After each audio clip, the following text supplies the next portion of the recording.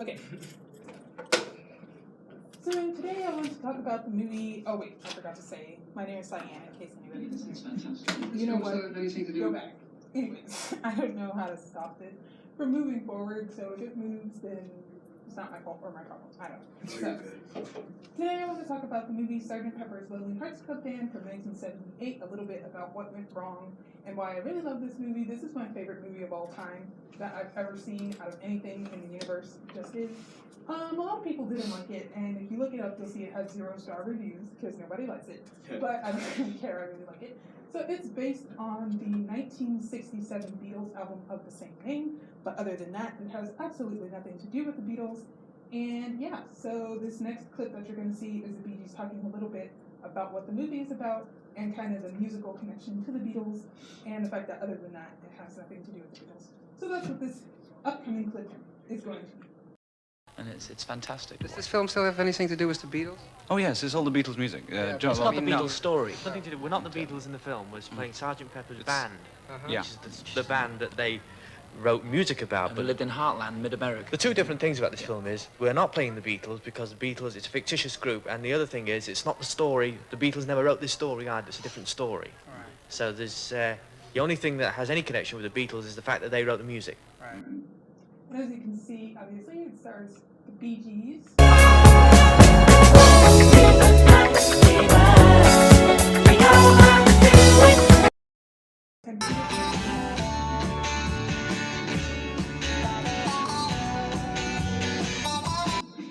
And Paul Nichols.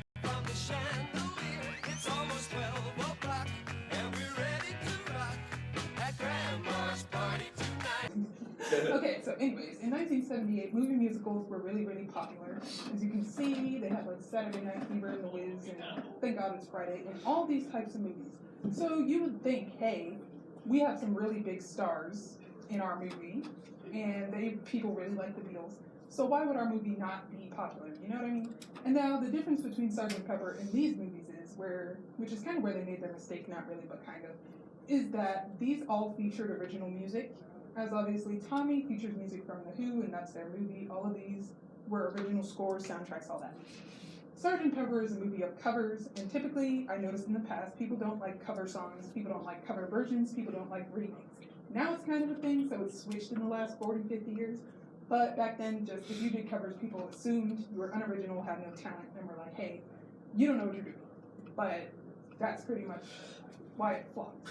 And a lot of the criticism for the movie Sgt. Pepper is mainly that it has no plot and it's kind of all over the place, which if you'll review the movie and read the book that it is based upon, which I have here, which is written by Henry Edwards, you'll find that it's really not lacking a plot. So the movie Sgt. Pepper, the plot is the grandson of Sgt. Pepper, who is played by Peter Frampton, also known as Billy Shears. He's the grandson of Sgt. Pepper.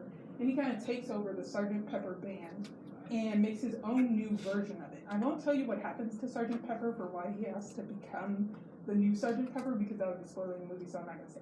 But him and the Bee Gees, as you can see in the background, there's Morris Gibb from the Bee Gees. They form a new Sgt. Pepper band, and they kind of restore the little town. They live in Middle America, Heartland, USA, that's where they live. And basically it's a journey of a group, because they're a music group, and they get signed to a record label, and it shows you the pitfalls, the ups, downs, the good and the bad of becoming a popular musician. This part is on mute because you don't need to hear it. It doesn't matter. I don't know what happened. Something happened. It doesn't matter. Something happened to it. It doesn't want to work. It is what it is. Anyways, that's the name of the record company. It stands for Big Deal Records because it's like kind of making a joke of the fact that, you know, whenever you watch or whenever people get signed to a record company, they act like it's a big deal, and they're like, oh my gosh, it's going to be so amazing, we're going to Hollywood, blah, blah, blah, blah, blah. But as the movie goes along, you see it's not all it's cracked up to be. And like they said, other than the music, because this features a lot of Beatles songs, a few songs from the album Sgt. Pepper, but it's not all Sgt. Pepper songs. The rest of the songs come from 4 different Beatles albums, and then there's reprises of the song Sgt. Pepper, which they do in the beginning. And yeah, so that's pretty much the plot of the movie. Now, some things did go wrong in the making of this movie. Like Peter Frampton, who you'll see here, he plays Billy Shears, like I said.